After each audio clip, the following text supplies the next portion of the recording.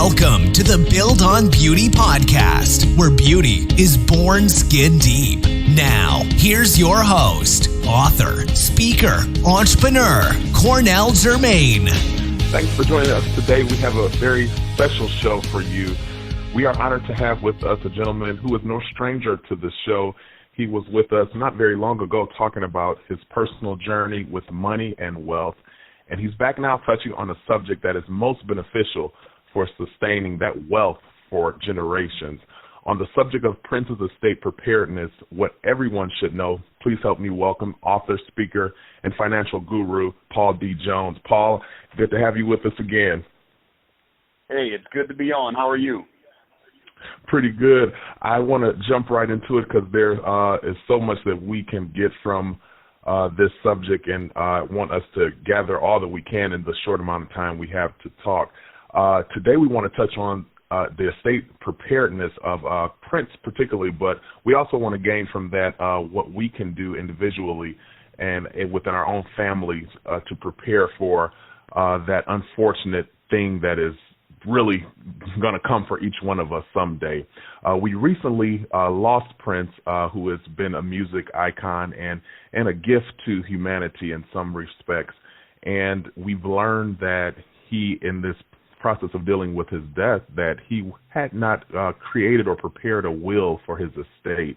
Can you update us? I know you've been researching and you have this part of this within your curriculum at the Financial University. Can you update us on what's going on with that estate and maybe what you have gathered from your research?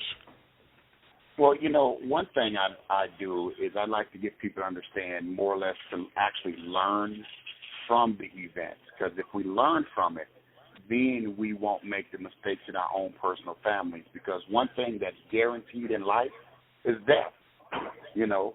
And the one thing, misconception that people have, and it's why I wrote the book, Who Told You You're Broke, Schedule for Success and I Quit, is everyone goes off an assumption that everything is going to play itself out, work itself out. But, you know, we got to make a will. And having a will doesn't mean you have a whole bunch of money, you own a whole bunch of things. Sometimes it's just that little savings account. Where does that go? Who gets your car that you have? The little things. So with Prince's estate, you know, I tell people, you know, you automatically assume, and I just was teaching at a conference probably a week or two before Prince even passed away. And I said one of the biggest things about financial literacy that people don't get is entertainers and sports athletes, all of them, when they're on top and they're doing good, you hear about how great they are. But that's because they have a huge income. But when the income stops, that's when you hear about them later falling off, losing their home, and all these other terrible stories.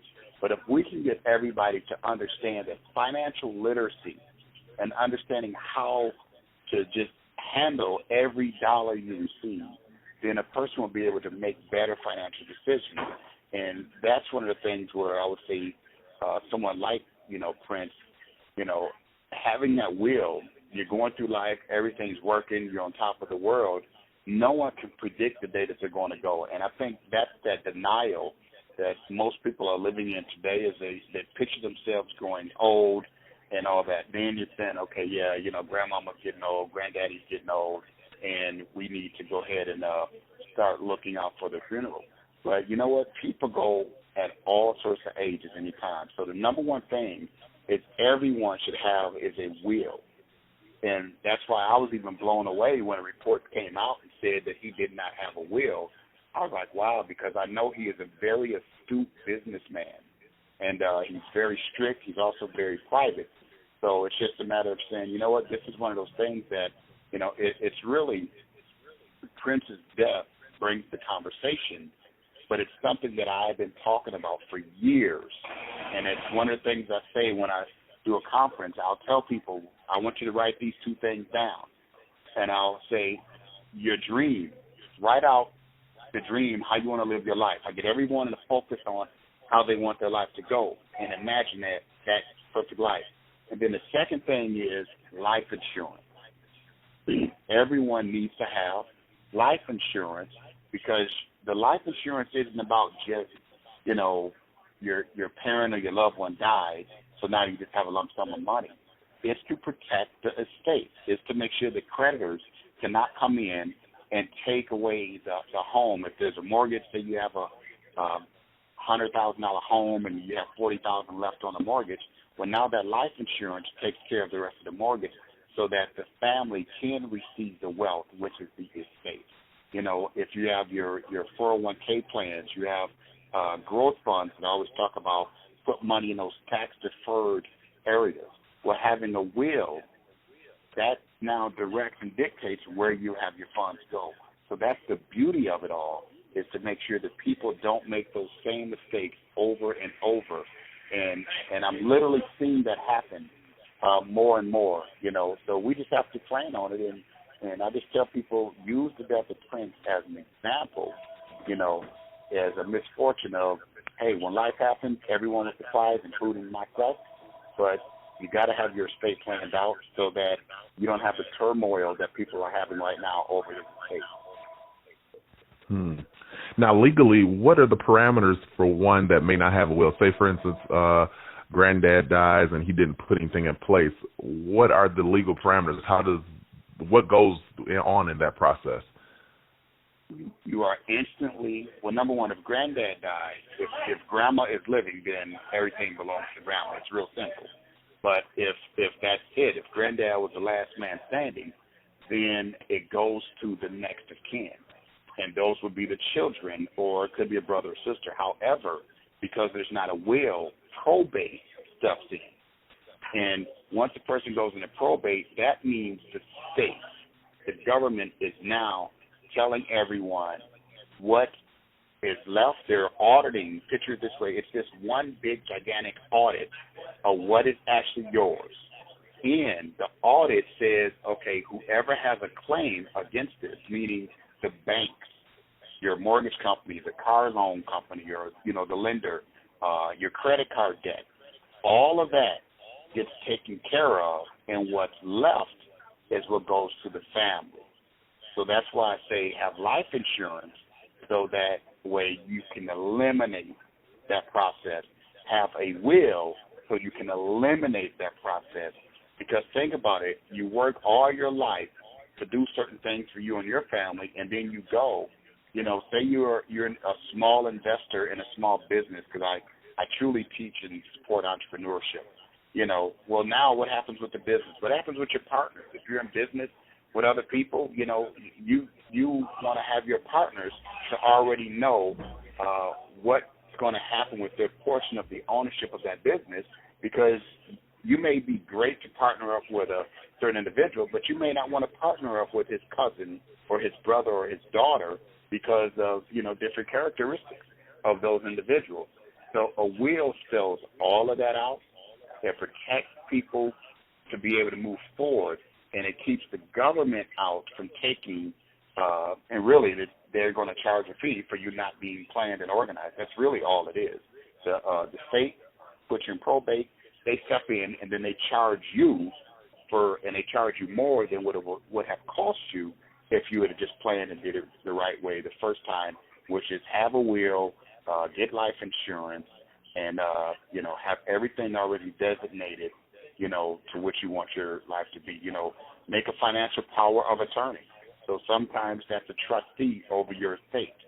So a wealthy person like a prince, there should have been probably a trustee over everything.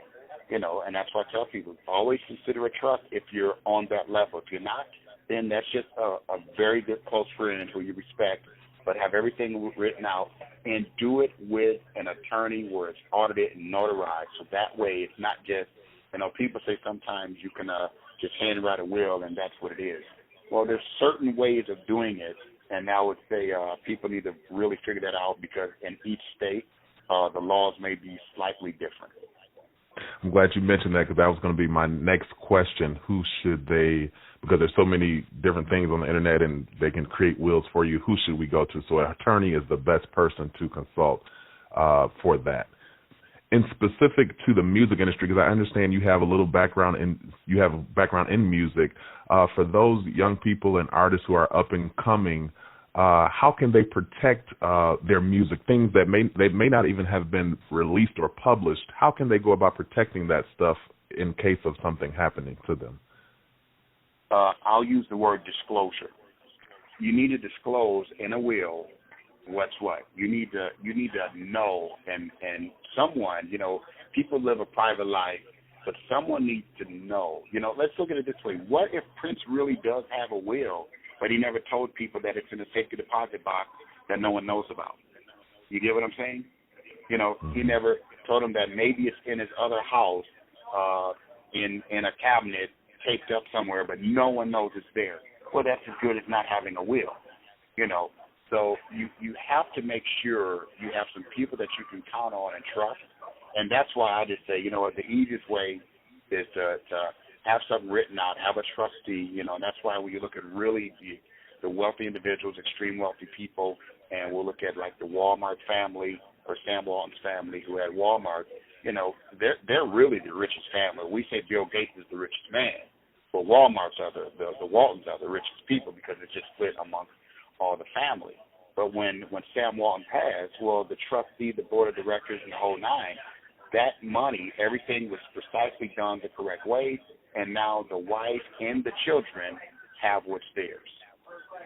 We can learn from those bigger levels and then scale it all the way down and just say, you know what, talk to someone. If you say, hey, if you and I are great friends, I may count on you to say, hey, man, if something happens to me, here's this right here. And, my wife is aware of it too. And here's my will, here's this and that, to make sure that, none of my sisters are arguing with my wife and my brothers are doing this and that, and some other person may not come out the blue saying what our agreement was. So you hold that. Likewise, you may come to me as your friend and say, hey, Paul, if something ever happens to me, this is the way I want things to go. Other than that, it's great. So when I pass or you pass, now we can step to the family with the legal documents saying, well, this is actually how he wanted things to go, and then go from there and let the process carry itself out, because now you're actually honoring a person's wishes versus, having someone say, well, this is how I think they would have wanted it to go. My question when I've seen those scenarios in real life, say, well, this is how they would have wanted it to go, I would always say, well, really, where is that written at? Because now you're just imposing your opinion, but that's not written anywhere. So it's always to have an accountability partner, disclose what you want your wishes are. It's, in our day and age, make a YouTube video. Grab your iPhone or your Samsung or whatever, your smartphone, and just say, hey, if I were to pass today, this is truly how I would want things to be. So then they can at least look at that and may hold some value in the event something terrible happens.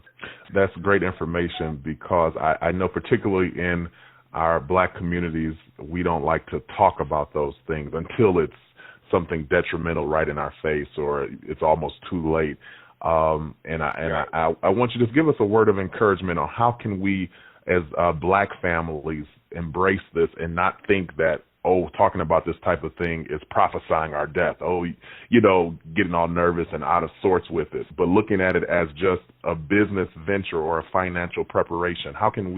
What kind of encouragement can you give them to begin to developing this mentality? That's why I wrote the book, Who Told You You Were Broke? And even my latest book, I Quit. The first chapter in I Quit is talking about recognizing the poverty curse or the poverty spirit. When we don't face the reality and we're living in denial, then what we're really doing is we're giving up wealth.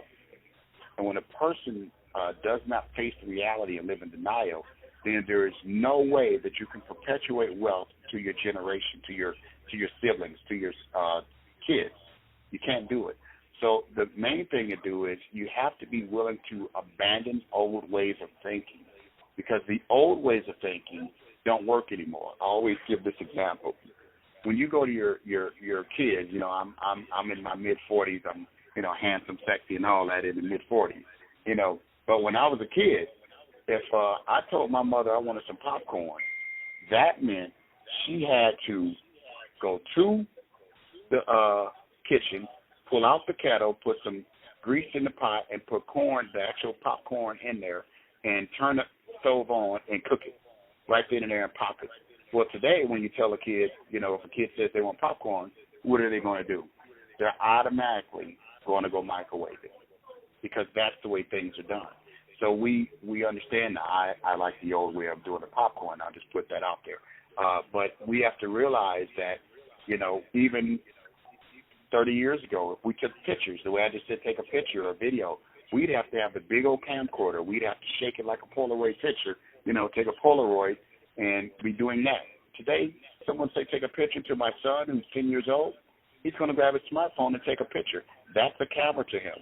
He doesn't know anything about developing film. So my whole point is doing things that old processed way doesn't work today. And you have to transcend when things change. You got to grow and evolve to the way things are today. So now today is we have to be an asset protection minded. We have to protect our future. That's why it's important and imperative to have a will. That's why it's important and imperative to have life insurance, not just enough to bury mom or dad or the loved one, but to have enough to protect the estate. And if everyone gets that mindset, what we really will be doing is we would also be perpetuating the wealth of an estate also. And wealthy people, when you see folks grow in life and you see their children, all of a sudden imagine a college graduate graduating today, and in 5 years from now they're buying this big, beautiful home, and then you hear that the grandmother or grandfather passed away and left them a lump sum from life insurance. But because they were always taught great financial literacy skills and understanding, now they take that wealth and they can expand and buy a property, and now they're debt-free owning that property. Well, most people are graduating, or kids are getting out of school, and now they're going into debt. Then their parents pass away, and now they have to go pay for the grandparents' funeral instead of that being a good thing for the family. It's now a bad thing for the family. It's already bad enough that the loved one is leaving us. But now to find out that they're leaving us with more problems. We can fix that right now by simply saying, 1, get a will, have a trust, insurance policies, real estate deeds, all of that has to be together. Certificate of stock, bonds, annuities, what do you have? Information on bank accounts, mutual funds, safe deposit boxes, any of that, information on retirement plans, your IRA, your growth funds, your 401k plans. People need to know where this stuff is. And that's where I say, well, we have to disclose certain things because we live in such a private way of going through life that we have to say, you know what, we're going to do this and we're going to do it right. But these are also the ways that wealth is perpetuated so that an estate can truly grow. And that's really what should have happened. The wealth for someone like Prince was there. With just those little planning things with the will, the trust funds, and understanding where all the other assets are. Someone needs to have that so that they can use it. And without us knowing the full story of his estate, I always put that out there. I speak to everyone, not to say this is what Prince should have done. I speak to people from the standpoint to say, let's learn from this so that it doesn't happen to us. Let's really learn so that we can do better to make sure that our future goes the way we want it to go. And knowing that this right here, death is guaranteed. We're all going to go. So that means that insurance policies, these wills and all that, it will be used guaranteed at some point in life. So you might as well take care of it because it shows that, hey, this person took care of everything, because it's miserable enough when a person passes, but it's even harder when they pass and you've got to take care of everything that they didn't take care of. So we can change that by everyone being responsible for their own selves and making sure that their loved ones have it easier after Passover. That's a great point to bring to an end. I appreciate that, being responsible in your life as well as your death, and that's the whole perspective I'm gained from this interview. And Paul, I want to thank you again for joining us and being such a resource when it comes to financial literacy. We have really appreciate it. Well, this has been the Build on Beauty podcast, where beauty is born skin deep. I'm your host, Cornell Jermaine. Until next time, let your soul be made whole. Take care. Thank you for listening to the Build on Beauty podcast. For more information about our host, please visit cornelljermaine.com.